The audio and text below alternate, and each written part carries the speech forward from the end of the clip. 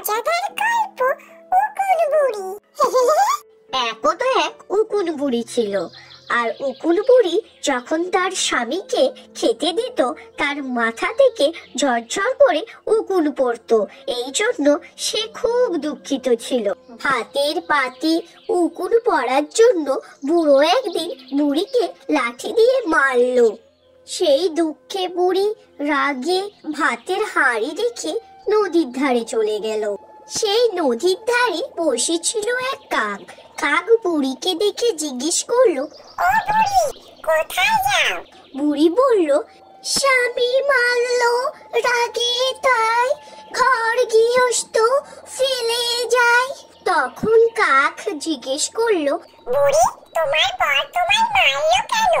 বুড়ি বলল, আমি যে তাকে ভাত খেতে দিয়েছিলাম সেখানে আমার মাথা থেকে উকুন পড়েছে, তাই তো সে আমার মাথায় রেগে গিয়ে বাড়ি মেরেছে।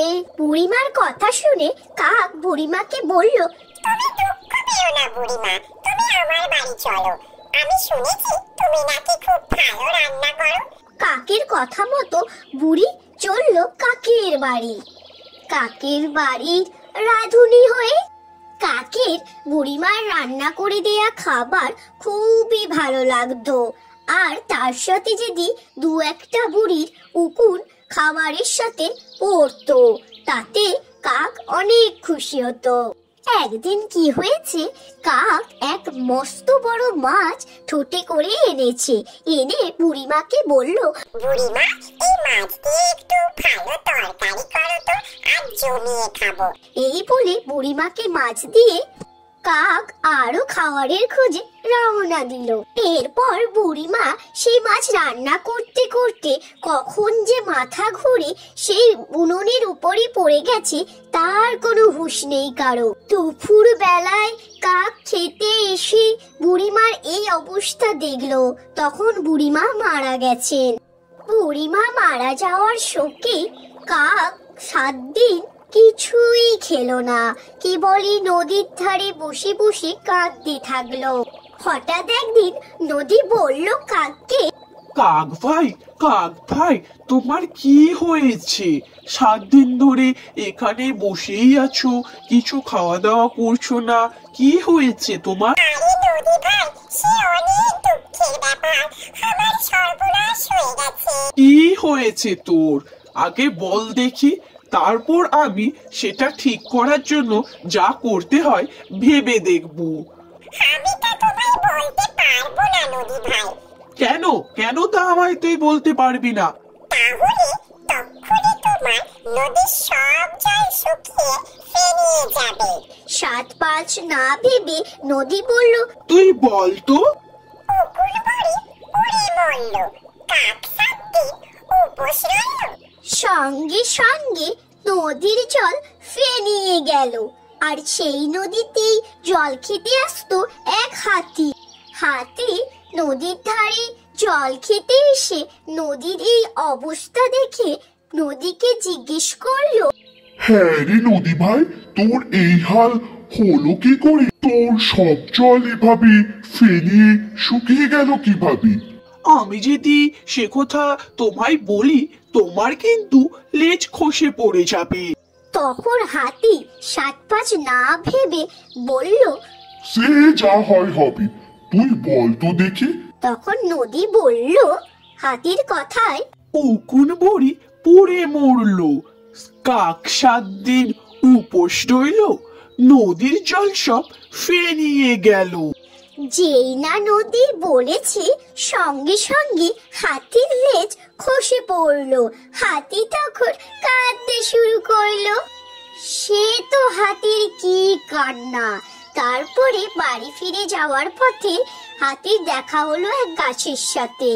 গাছ হাতিকে জিজ্ঞেস করলো, কি হয়েছে হাতি ভাই, কি হয়েছে? তুমি এভাবে কাঁদছো কেন? হাতি ভাই বলল, তার কারণ আমি তোমায় বলতে পারবো না গাছ ভাই। কেন তুমি বলতে পারবে না? বলো আমায়, আমি তোমার কিছু সাহায্য করতে পারি। তখন হাতি গাছকে বলল, আমি যদি বলি তোমাকে তার কারণ, তাহলে তোমার গাছের সব পাতা ঝরে যাবে। সাত পাঁচ না ভেবে গাছ ভাই বলল।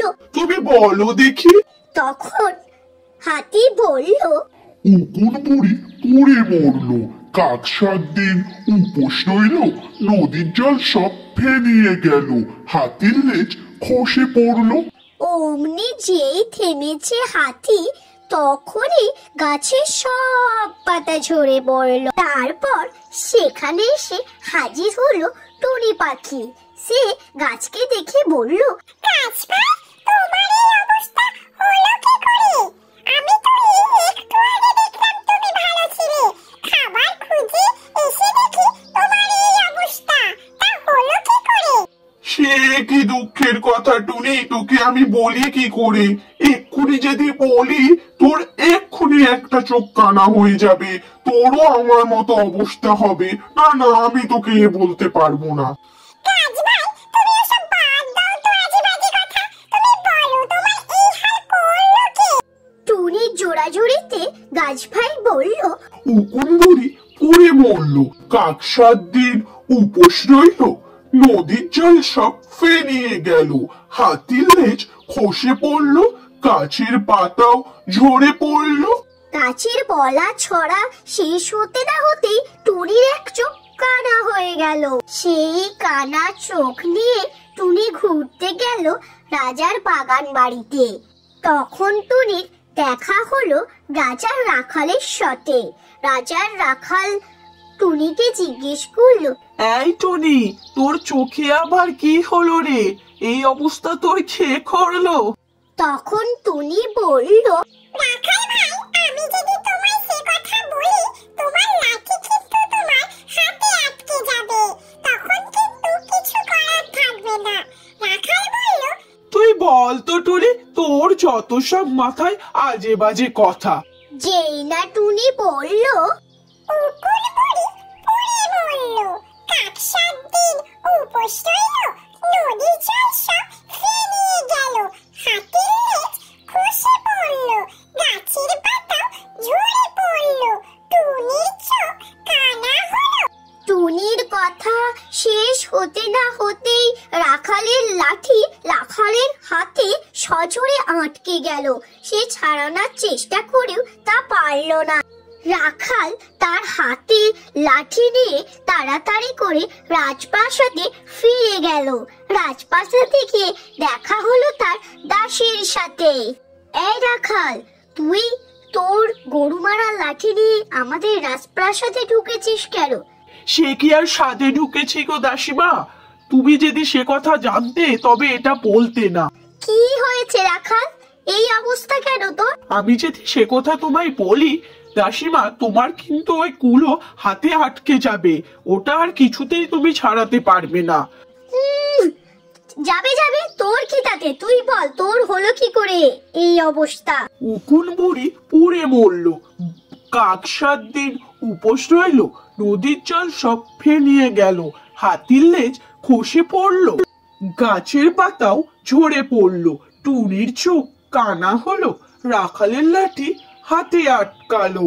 যেই না রাখাল ছড়া থামিয়েছে অমনি দাসীমার হাতে এমন ভাবে কুলো আটকে গেল, দাসীমা কাঁদতে শুরু করলো। শত চেষ্টা করেও দাসীমা সেই কুলো আর নিজের হাত থেকে ছাড়াতে পারলো না। আমার গল্প পুরনো, নোটে কাজ কি হলো, এইরকম নতুন